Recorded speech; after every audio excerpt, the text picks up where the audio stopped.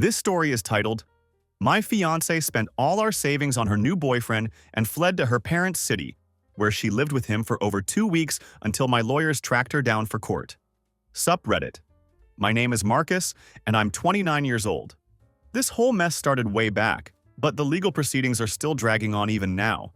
I wasn't planning to share this story with anyone, but after everything that happened, I figure some of you might relate to this situation or at least get some insight into how it all went down. I want to be clear from the start. I didn't actually rush into marriage like some people do. I dated Victoria, who was 27 at the time, for 3 solid years before I even proposed to her. We met at my buddy Kevin's barbecue, and I'll never forget that first conversation. She genuinely laughed at my completely serious explanation of why you should never flip burgers more than once on the grill. It wasn't polite laughter or fake interest. She had this genuine, infectious laugh that just hit different from anyone else I'd met. After about a year of dating, we decided to move in together when her lease expired. It made sense both financially and practically, since we were already spending most nights together anyway. She'd leave clothes at my place. I had a drawer at her apartment. It was just the natural progression of a serious relationship. Victoria worked as a freelance graphic designer, handling projects like small business logos, basic websites, and occasional brochures for local restaurants.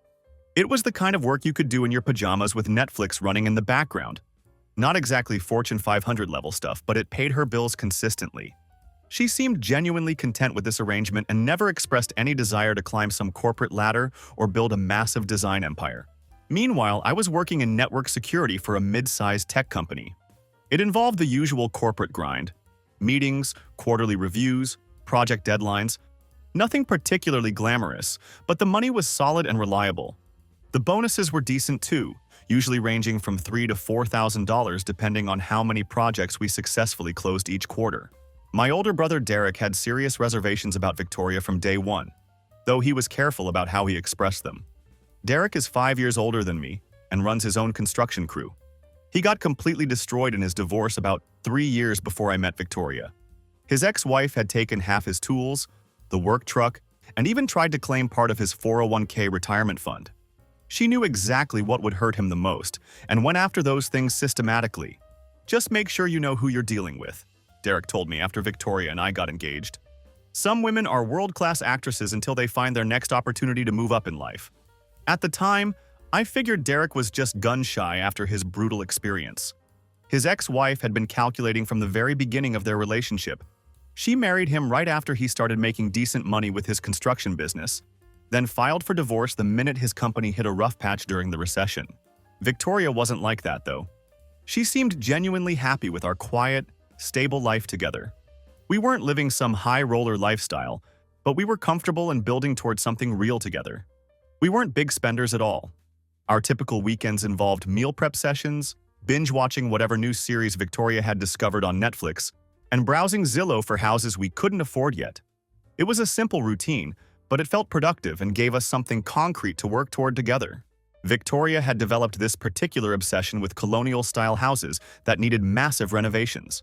She would bookmark properties that would have absolutely bankrupted us just in foundation work alone, let alone all the other structural issues these old houses typically had. I didn't mind the window shopping, though. We were actively building towards something real and meaningful, and it felt good to have someone to plan and dream with about our future. We started splitting our expenses fairly when we first moved in together. Victoria handled the utilities, groceries, and her Toyota Camry payment.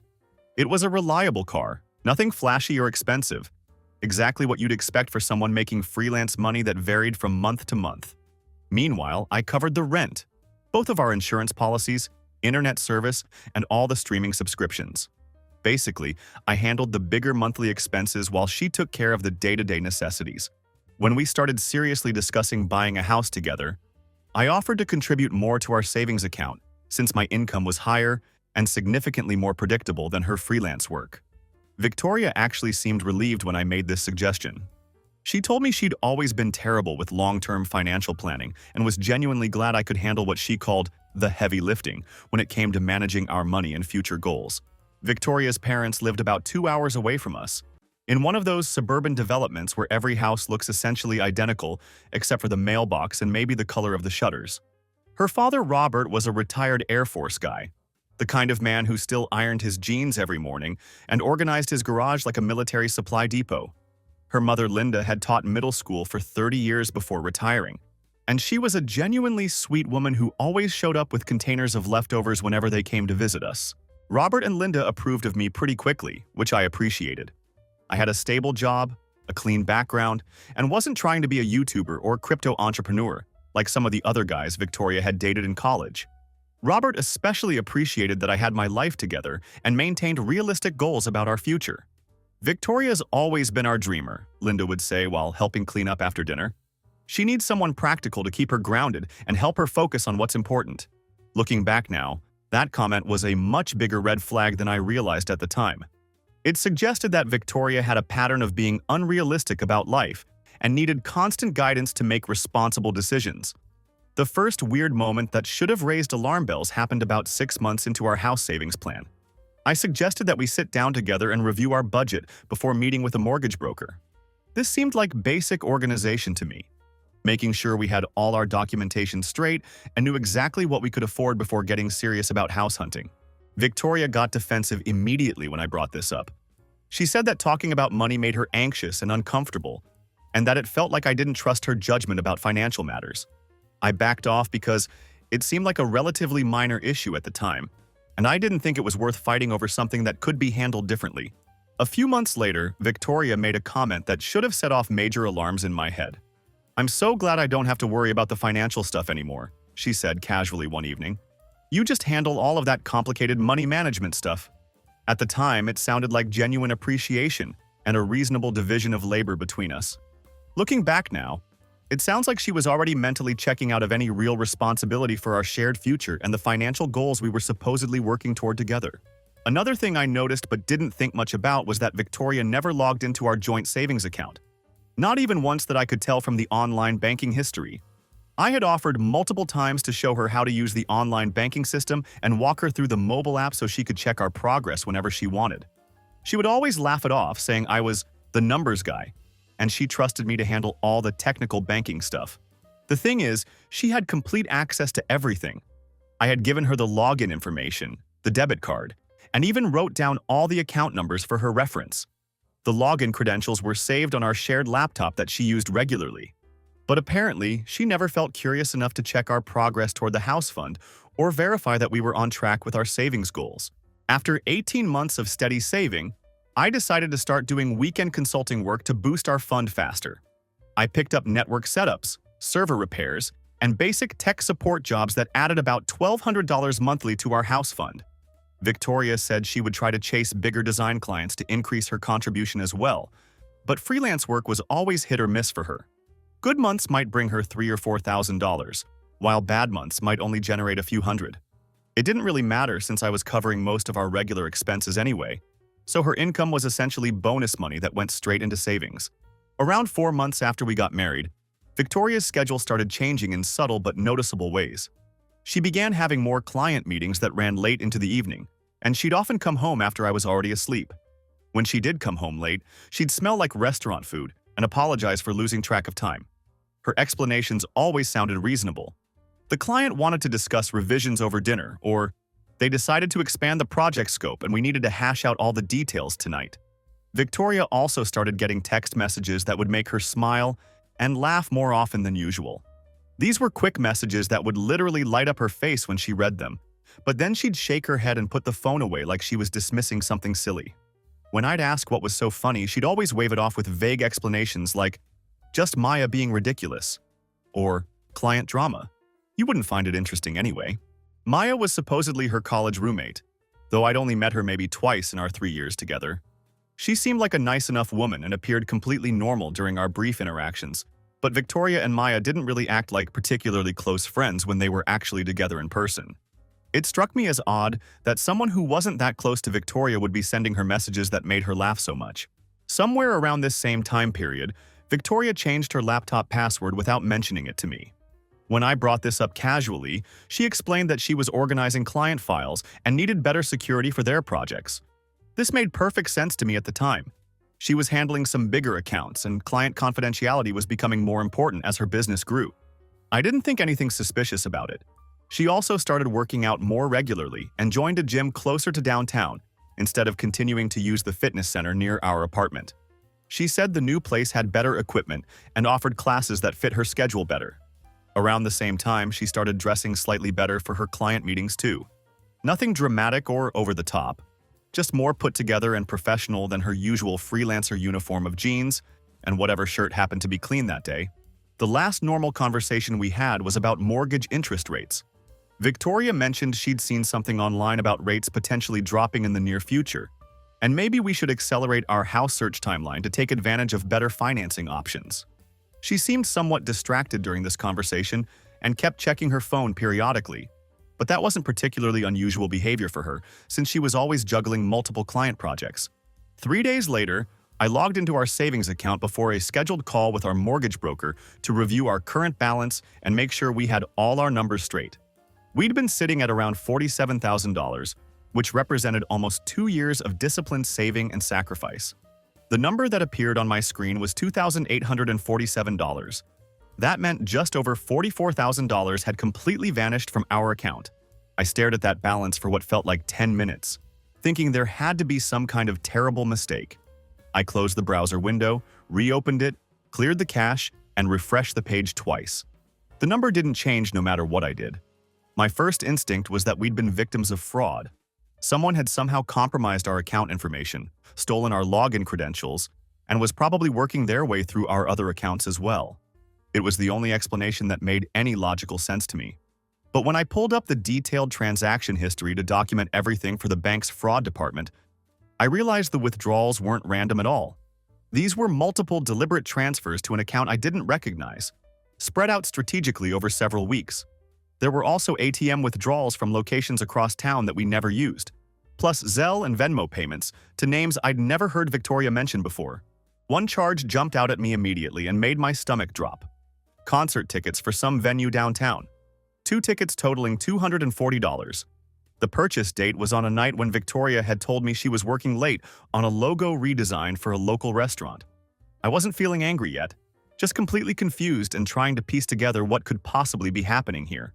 I started systematically checking every linked account we shared. Our checking account, credit cards, PayPal, Venmo, anything that might show additional suspicious activity. That's when I remembered the iPad we kept in the kitchen for looking up recipes and random internet browsing. Victoria had been using it the night before to research some complicated recipe she never ended up making, and it was still plugged in on the counter where she'd left it. The iPad was still logged into all of her personal accounts from her browsing session. I opened Safari and found several tabs still running: Instagram, Pinterest, Gmail, and most importantly, her iMessage account. That's where I discovered months of detailed conversations with someone named Tyler. This wasn't just emotional affair territory or inappropriate flirting between coworkers. They were planning something specific, detailed, and elaborate. I found screenshots of apartment listings in Las Vegas and Henderson, travel booking searches for flights to Nevada, and a shared photo album labeled New Chapter, filled with pictures of places they wanted to visit together. One message from Victoria, sent just 2 weeks earlier, said, "Once we hit 40,000, we can disappear for a while. Marcus won't see it coming until it's too late to stop us." Tyler's response was equally damning. He's so focused on work and his spreadsheets, he hasn't even noticed what's happening right under his nose. This is going to be easier than we thought. Another exchange from about a month before that showed they'd been planning this systematically. "We'll be in Vegas by the end of April," Tyler had written.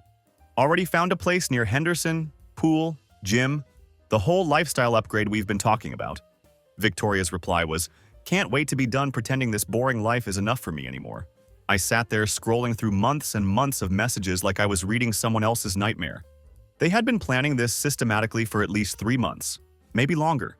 The client meetings lined up perfectly with timestamps, showing Victoria texting Tyler about meeting up. The late nights coincided with conversations about counting down the days and being almost time to get out of this place. There were photos, too, that made everything crystal clear. Pictures of Tyler at restaurants I recognized, the exact same places Victoria had claimed to be meeting potential clients for business dinners. Even worse, there were photos of Tyler in what was clearly our apartment, taken from angles that showed he'd been there multiple times when I was at work. One photo showed him wearing my Miami Dolphins jersey, sitting on our couch, with Victoria's commentary underneath. Looks better on you anyway. I called Derek before doing anything else. He showed up 40 minutes later with coffee in his laptop bag, took one look at my face and didn't bother asking if I was okay or what had happened. "What do you need?" he asked simply, surveying the mess of printouts I'd already scattered across the kitchen table. Derek didn't waste any time with sympathy or questions about my feelings. He just started helping me organize the evidence systematically. We worked together to create screenshots of conversations, compile financial records, and gather location data from our shared Google account that showed Victoria's actual movements during times she'd claimed to be working with clients. "She's been planning this for months," I said, more to myself than to him as the full scope became clear. "Yeah, and she's about to learn that stealing someone's life savings has actual legal consequences," Derek replied grimly. We spent the next 4 hours building a complete timeline of everything. Every suspicious transaction, every lie about her whereabouts, every message that proved this wasn't some impulsive mistake or emotional breakdown. This was calculated, premeditated theft executed with military precision. Victoria's phone had been turned off since I'd discovered the missing money. Her laptop was completely gone from the desk in our spare room where she usually worked. About half of her clothes were missing from the closet, along with her jewelry box and both of our passports. She hadn't just panicked and run. She had systematically packed and prepared for this departure. When I checked our shared Google location history, the timeline became crystal clear and even more devastating. The morning Victoria had made the final transfer from our savings account, she had gone straight from our bank to an apartment complex across town that I'd never seen before. Then, exactly 1 hour later, her location showed up at Orlando International Airport. She hadn't panicked and made desperate decisions. She had executed a carefully planned escape with the kind of precision that probably came from watching her military father organize logistics for 30 years. Her Toyota wasn't at the airport's long-term parking like I initially expected. She had deliberately left it in the visitor parking at Tyler's apartment complex, probably thinking that would buy her some extra time before I realized she was completely gone and never coming back. I tried calling her one more time, but it went straight to a generic voicemail message. I tried texting, and while the messages showed as delivered, there was never any response. After a week of complete silence, I stopped trying to reach her and started focusing on what I needed to do legally and financially to protect myself from further damage. Victoria thought she could drain our entire life savings and disappear with her boyfriend, using my money to fund their romantic adventure in Nevada. She had badly underestimated how I was going to respond to having my future stolen from me. She had spent months building an elaborate exit strategy and cover story. Now I was going to spend however long it took building a legal case that would destroy whatever future she thought she was running toward with Tyler. The research phase took about 2 weeks of intensive work. I wanted to understand exactly what legal options I had available before making any moves that could potentially backfire or limit my future choices.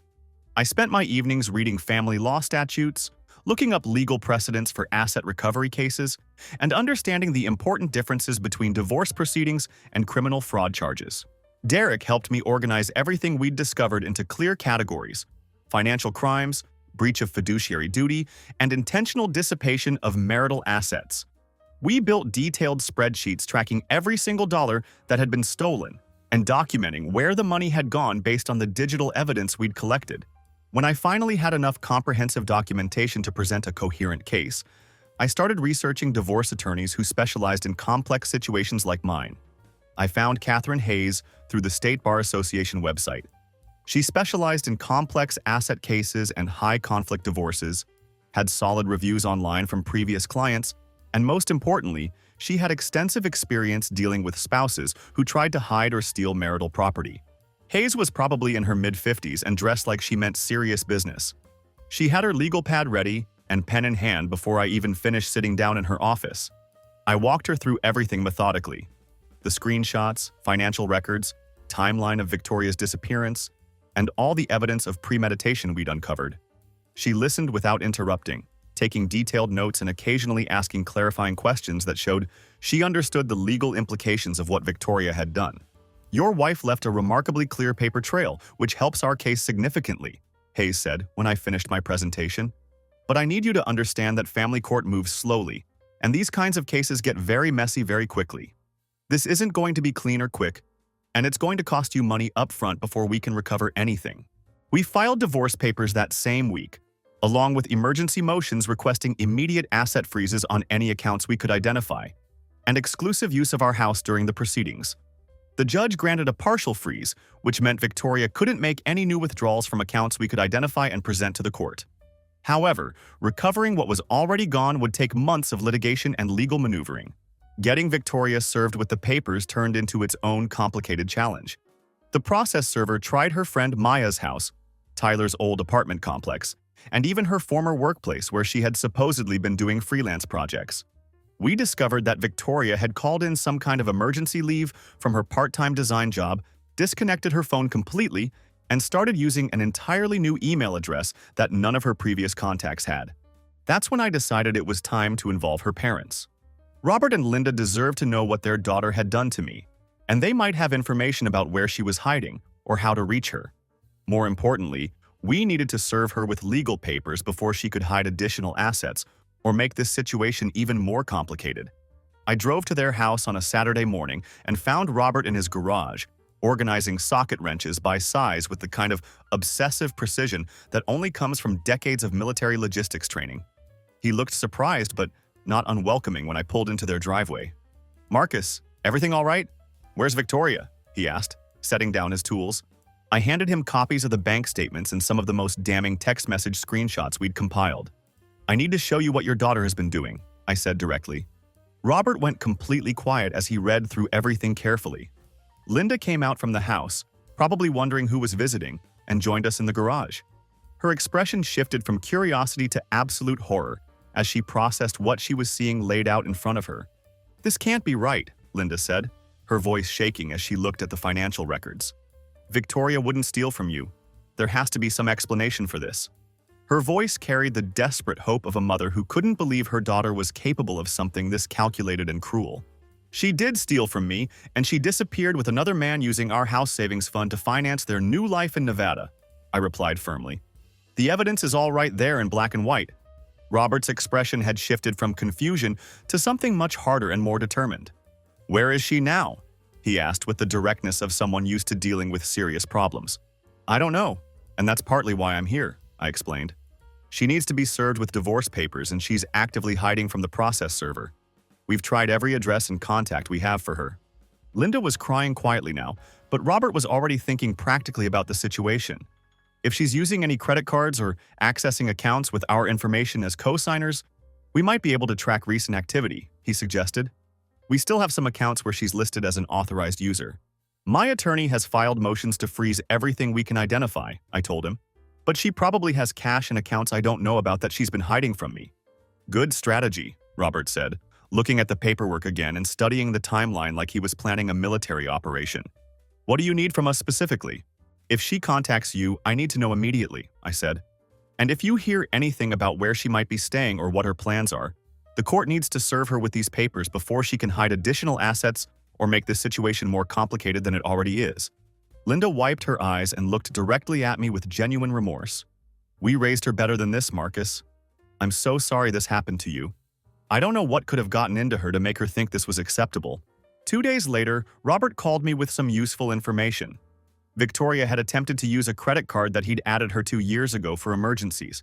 The transaction had been declined because of our asset freeze, but it had originated from a gas station in Henderson, Nevada. We forwarded this information to Hayes and the process server immediately. We finally had a general area to focus our search efforts. Victoria was finally served 3 days later at a budget motel outside Las Vegas. She had been staying there with Tyler for almost 3 weeks, apparently burning through whatever cash they had while trying to figure out their next move.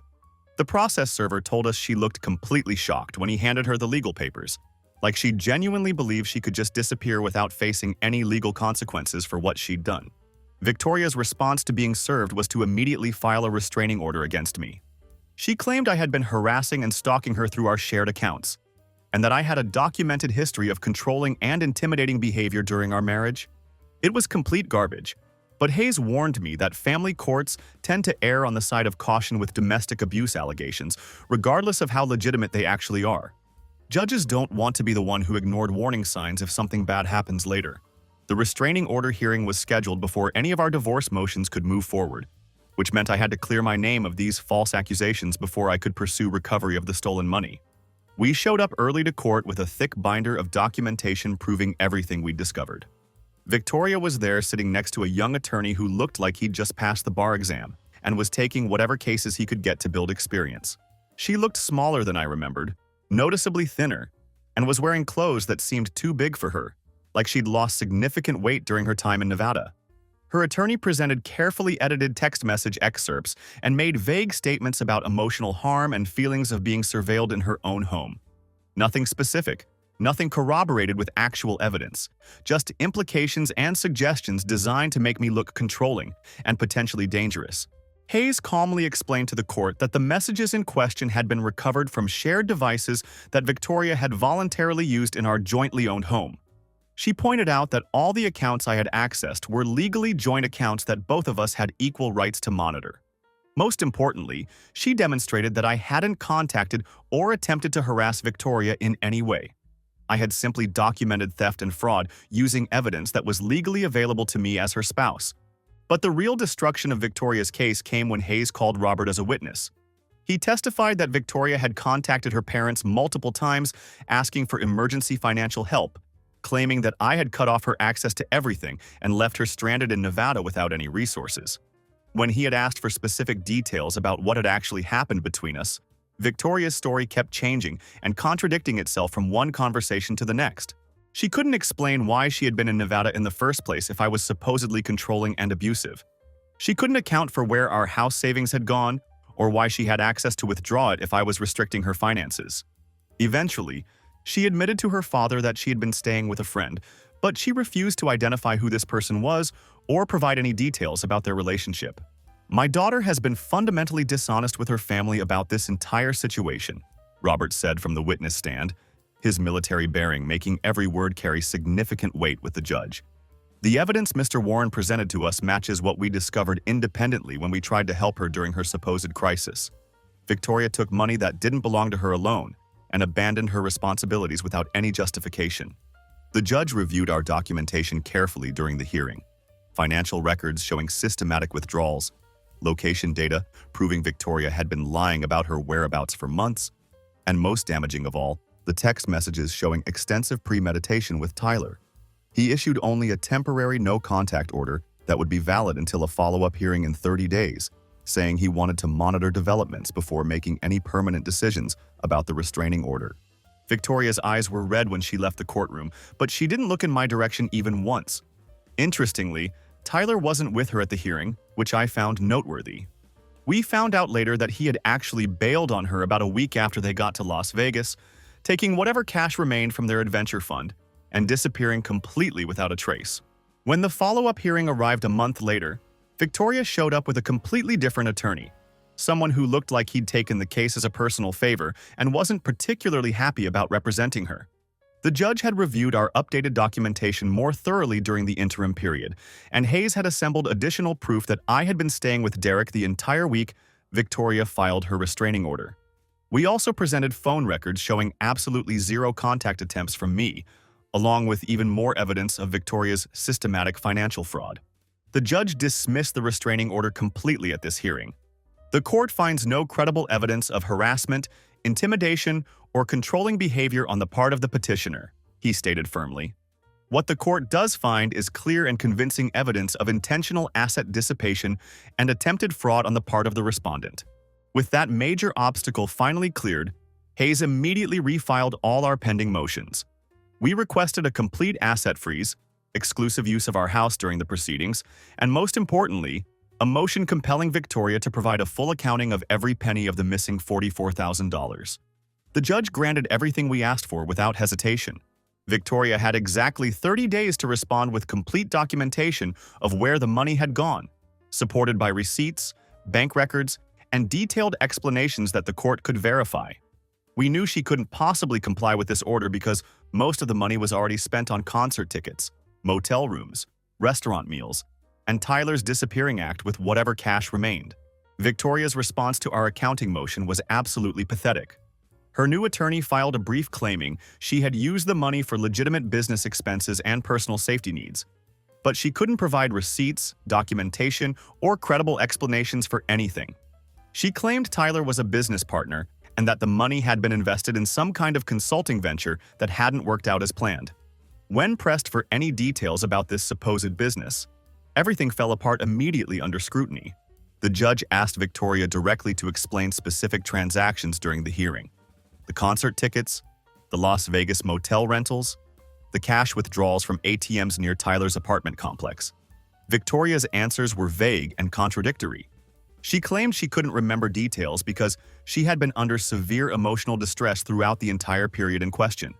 When the judge pressed her specifically about Tyler's role in all of this, she finally admitted they had been romantically involved, but insisted this relationship hadn't influenced her financial decisions in any way.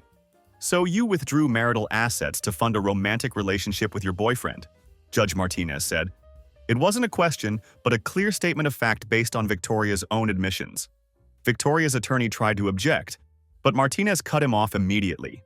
"The respondent has provided no credible accounting for $44,000 in marital assets," the judge continued firmly. "The court finds clear and convincing evidence of intentional dissipation of marital property for personal benefit. He granted all our motions without hesitation. The asset freeze became permanent. I received exclusive control of our house and all remaining joint accounts, and Victoria was formally ordered to repay the full $44,000 plus 8% annual interest compounded monthly until paid in full." But Hayes wasn't finished building our case. During the discovery process, she had uncovered that Victoria had opened several credit accounts using our old address and our joint credit history without my knowledge or consent. This was classic identity fraud disguised as marital spending. We filed fraud claims on every single account and reported all the activity to all 3 major credit bureaus. Victoria's credit score went from decent to absolutely catastrophic within a matter of weeks. The IRS had also opened an audit file based on information Hayes provided to them. Some of Victoria's bigger freelance clients had been paying her in cash under the table, and she had been extremely sloppy about reporting this income properly on our joint tax returns. It wasn't massive amounts, but there were enough inconsistencies to trigger a comprehensive audit. When combined with the marital asset investigation, the IRS wanted complete documentation going back 3 years. Plus, they were demanding back taxes, penalties, and interest that would total more than Victoria could possibly pay. Since we had filed jointly for 2 of those years, the IRS initially tried to include me in the audit as well.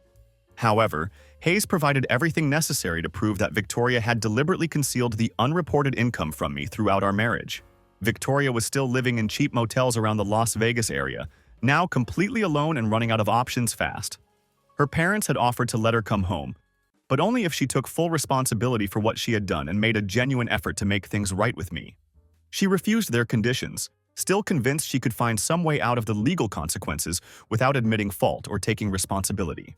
Tyler had completely vanished from her life and from social media. All his accounts had been deleted, his phone was disconnected, and even his apartment lease had been broken with no forwarding address provided. He had taken whatever cash remained from their Las Vegas adventure fund and disappeared completely, leaving Victoria to face all the legal and financial consequences entirely alone.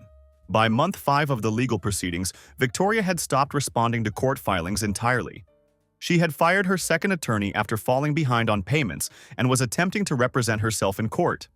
However, she kept missing important deadlines and failing to show up for scheduled hearings, which only made her legal situation worse. The default judgment hearing was surprisingly brief and matter-of-fact. There was no drama, no emotional speeches from either side, just systematic presentation of facts and evidence. Hayes walked the court through everything methodically. The $44,000 withdrawn from joint accounts without consent. Digital records showing Victoria traveling and spending money while claiming to be emotionally distressed and unable to work. Paper trails of prepaid cards and cash transactions and transfers to Tyler's accounts. Discovery from financial institutions confirming secret accounts and unauthorized credit activity. And a certified letter from the IRS confirming an active criminal investigation with serious tax evasion implications.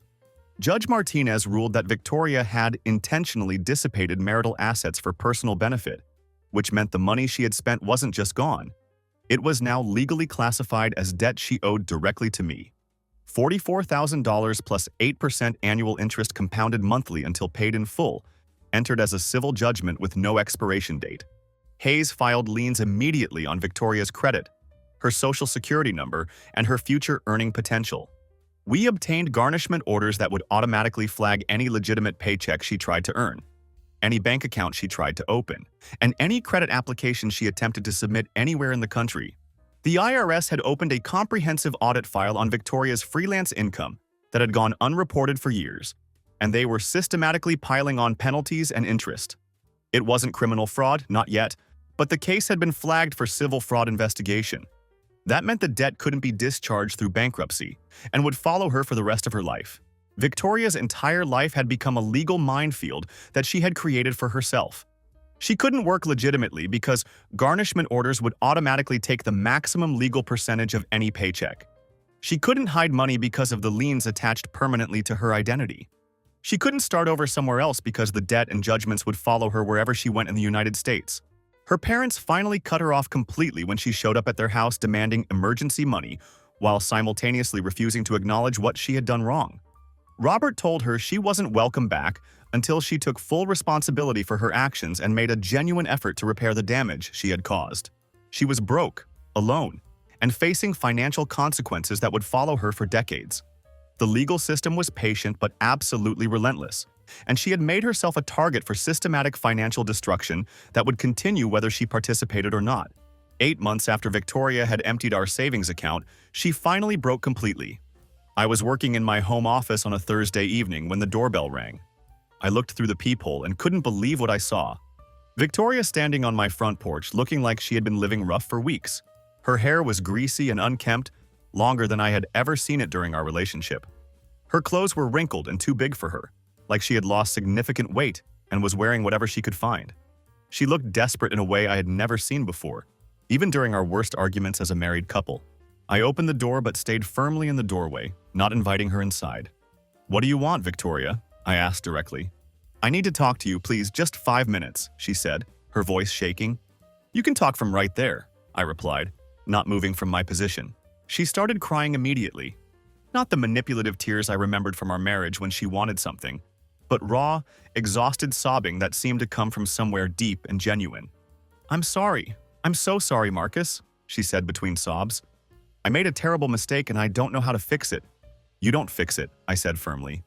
"You live with the consequences of what you chose to do." "Please, I've lost everything," she continued desperately. "I can't get a job anywhere. I can't rent an apartment. I can't even open a bank account. The IRS is threatening to arrest me and I'm sleeping in my car most nights." I looked past her at the Toyota parked in my driveway, the same car she had abandoned at Tyler's apartment complex 8 months earlier.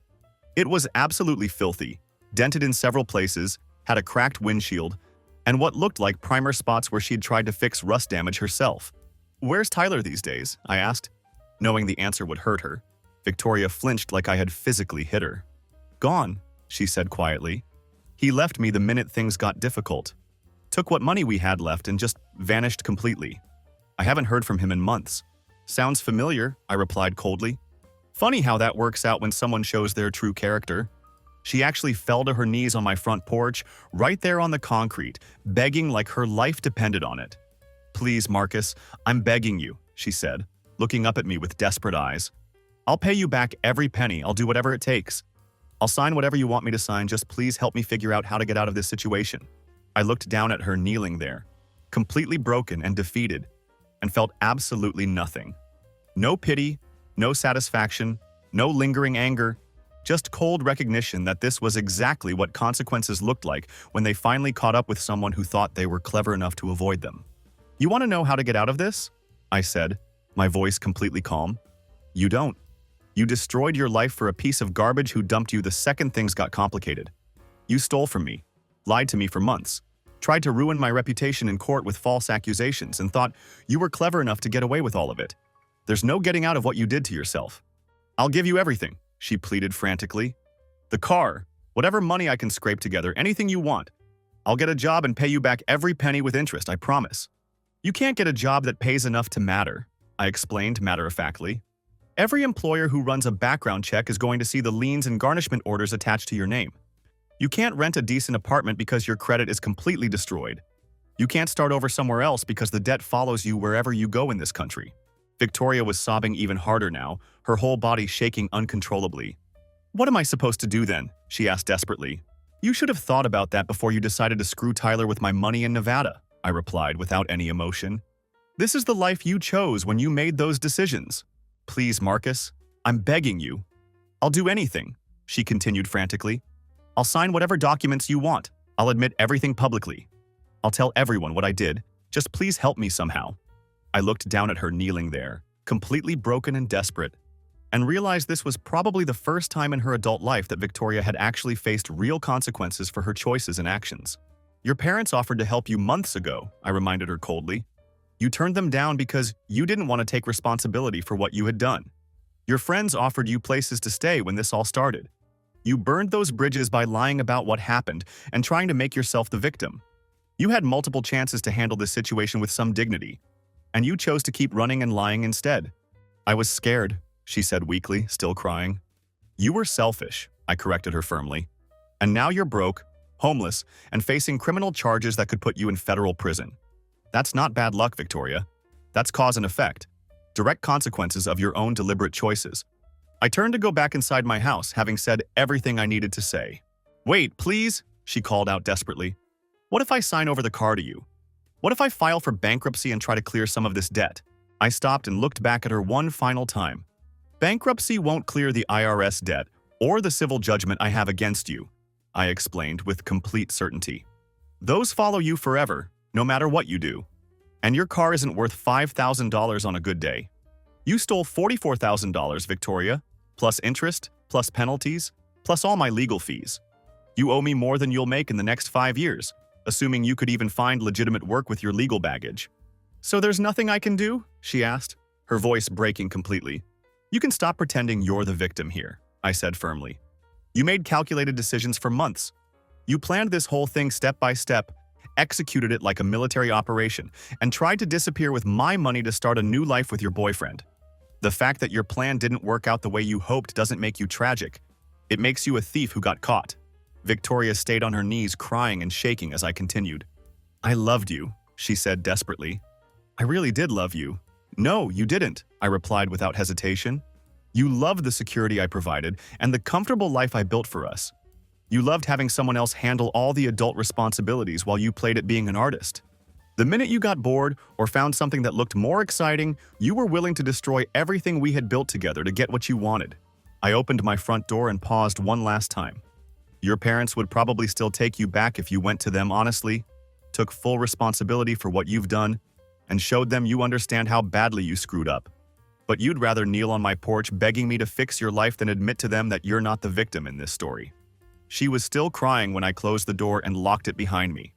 Through the window, I watched her sit in that broken-down Toyota for almost an hour, just staring at the steering wheel like she was trying to process everything that had just happened. Finally, she started the engine and drove away into the night. I never saw Victoria again after that confrontation on my front porch. But the legal system kept working like clockwork, completely indifferent to her personal suffering. Garnishment orders, liens, IRS correspondence. Every few months I would get updates showing that Victoria's debt was actually growing faster than any minimum wage job could possibly pay it down. The interest and penalties were accumulating faster than she could ever hope to keep up with. 6 months later, Robert called to give me an update on Victoria's situation. She finally found work at a grocery store, he told me. It's one of the few places that didn't run credit checks on potential employees. But every paycheck gets garnished at the maximum legal rate, so she's basically working to pay you back while living in her childhood bedroom like a teenager. He explained that she had already been fired from 2 different jobs after HR departments flagged the garnishment orders during routine paperwork processing. No company wanted that kind of legal liability and complications on their payroll. At this rate, she would be paying me back in small installments for the next decade, assuming she could even maintain steady employment with all her legal baggage. She's different now, Robert said with a mixture of sadness and resignation in his voice. Defeated, really. I think she finally understands what she threw away when she made those decisions. Good, I replied without any sympathy. Maybe she'll think twice before stealing from the next guy who's foolish enough to trust her. There won't be a next guy anytime soon, Robert said matter-of-factly. No one wants to date someone carrying her kind of baggage. Credit destroyed, garnished wages, criminal record pending with the IRS. She's basically undateable at this point. Victoria had rolled the dice on Tyler and our marriage, thinking she could upgrade her life using my money as startup capital for her romantic adventure. Instead, she had traded a stable future with someone who genuinely cared about her for a decade of financial servitude and complete social isolation. Some lessons in life cost more than others, and this particular lesson was going to cost Victoria everything she had and everything she could have had. She would be paying for her choices both financially and socially until she was pushing 40 years old. That seemed about right to me. She had systematically planned and executed the theft of our entire future together, thinking she was clever enough to get away with it. Now she would spend the next decade learning that actions have consequences, and some consequences follow you for the rest of your life. The legal system had worked exactly as it was designed to work. Victoria had stolen from me, lied under oath, and tried to destroy my reputation with false accusations. In return, she received financial ruin, social isolation, and a decade of servitude that would serve as a permanent reminder of what happens when you betray someone who trusted you completely.